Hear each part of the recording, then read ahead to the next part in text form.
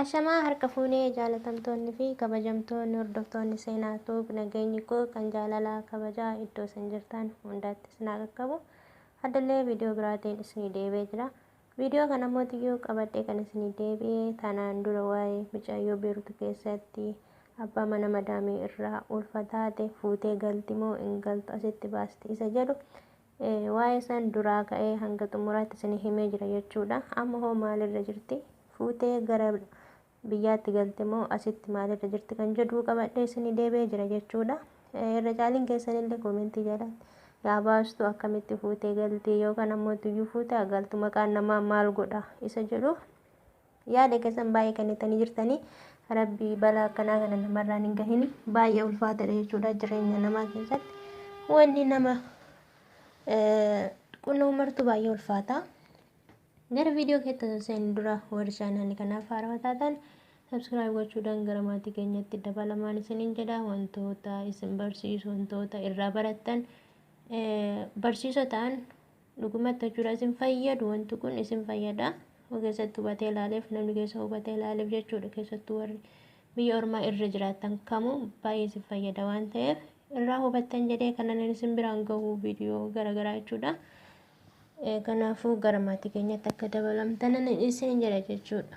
Maarreen intalli akkam taate akkuma tanaan dura isiniin jedhe mana sanii ijoolleen Itoophiyaa harsamniitiidhaan jiran baasan isiniin jedhe isaan ammoo gara biyyaa akka deebisan yeroo sanitti waadaa galanii kan baasanii amma garuu intalli silkii namichaa hin qabdi isaantu gorsanatti fakkaata kan warri harsamniitiidhaan jiran sunneen hin beekan sila seera sila maalis akkamitti illee akka fuutee galtuu fi achumatti iyyuu daa'ima akkamiin akka fuutee baay'ee ulfaata waan ta'eef wanni baay'ee ulfaata.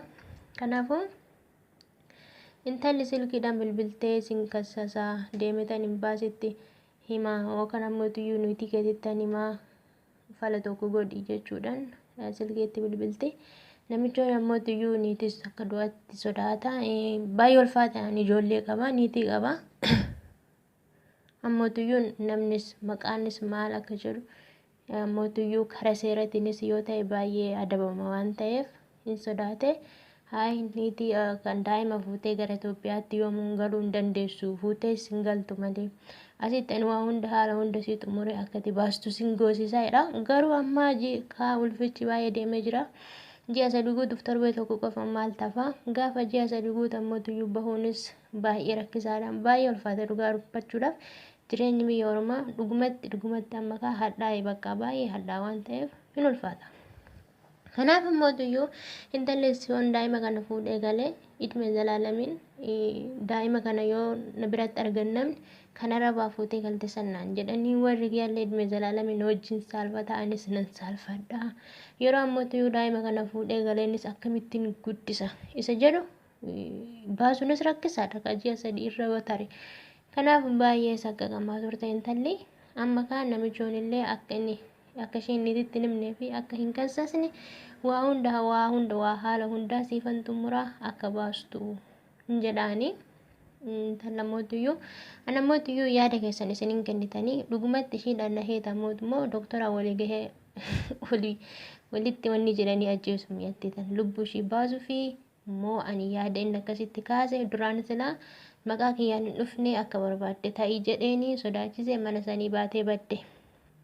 Amma ammoo erga ishiin sin kassasa yookaan ammoo niitii keessattan siima erga ishiin jetteeni kunoo fala kana kaa'ee jira. Ani waan isaa baay'ee ulfaata baay'ee nama rakkisas jechuudha. Rabbi balaa akkanaa kana dhugumatti isinirraa haa qabu baay'ee ulfaata. Kanaafuu intalli tun amma nam baasaadhaan qaalii seentee jirti.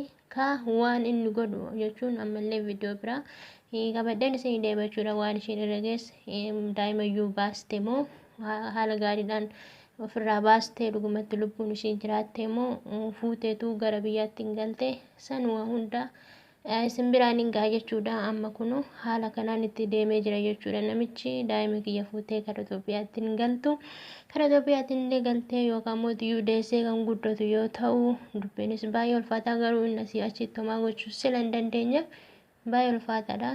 Akka baasu waa hunda haala hundayyuu anas xumura akka bahuu jedhee itti himee jira.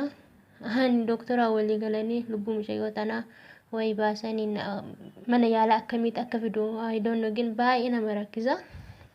Kanaafuu yaa obboleeyyan kiyya waa baay'ee akka irraa hubattan abdiin qaba jechuudha. Tanaan durallee gadi isinii dhiise kunoo ani yeroo sanitti gara biyyaa hin deebiti jedhee tananii kunoo hin deebine intala gadhaatu haasuma biyya Beeruut kana keessa jirti jechuudha. Samoona kana yookaan mana yaalaatti deemtee daa'ima ofirraa baasu yookaan isa gassasu yookaan fuutee daa'ima ofiitiin gara biyyaatti deebi'uudha. Haala kana hundammootiyyu viidiyoo biraatiin waan ishiin irra geesse qabadde isinii deebi'a. Viidiyoo kana hunda ijoollee biyya Arabaa irra jiraniin hundaanuu sheer godha. Mucayyoo akka tanaan dura mijattiin akkuma ishee kana jechuudha. Ishiin dhufteetu afaan iyyuu hin baranne akkuma tasaa kinoo dhimma ofiitti bahanii daa'imni garaatti nu uumame yeroo san jechuudhaaf akka ji'a lama yookaan ji'a tokko wayi akkas ta'eet fudhanii mana yaalaatiin deemanii irraa baasanii kinoo intalli sun hagammaadillee manuma san hojjettee jechuudha. Baay'ee ulfaataadha ishiin afaan isaaniitu hin baranne dhuftee ji'a tokkotti akkas waan akkasii irratti raawwatanii yaa ijoollee obboleeyyan koo hiriyoottan koo warri biyya Arabaa kamirrayyuu jirtan Rabbi sinaa eegu. Araboonni badhaadhaa dhugatti jechuudha. Keessattuu biyyi Beeruut baay'ee badhaadha. Hundiyyuu badhaadha. Rabbi sinaa eeguun isiniin jedha. Viidiyoo tana yoo jaalattan hundaaf sheer gochuu hin dagatinaa isiniin jedha.